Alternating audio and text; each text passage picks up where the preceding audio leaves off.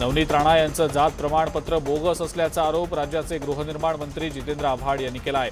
देशात जाती धर्माच्या नावाखाली वातावरण गढूळ करण्याचा प्रयत्न सुरू असल्याचंही त्यांनी म्हटलंय।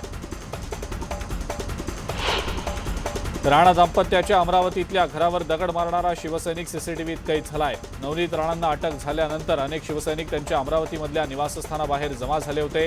यावेळेला शिवसैनिक आणि पोलिसांदरम्यान झटापट झाली। त्याच वेळेला एका शिवसैनिकानं राणांच्या घरावर दगड मारला होता। हा सगळा प्रकार सीसीटीव्हीत कैद झालाय। मुंबई पोलीस आयुक्त संजय पांडेंनी सीआयएसएफच्या महासंचालकांना पत्र लिहिल्याची माहिती न्यूज 18 लोकमतला सूत्रांनी दिलेली आहे। किरीट सोमय्या यांच्यावर हल्ला झाला त्यावेळेला सीआयएसएफ सिक्युरिटी काय करत होती याची चौकशी करा अशी मागणी पोलीस आयुक्तांनी त्यांच्या पत्रातनं केलेली आहे। पोलीस आयुक्तांनी सोमय्यांच्या सिक्युरिटीवर प्रश्नचिन्ह उपस्थित केल्यानं आता नव्या वादाला तोंड फुटलंय।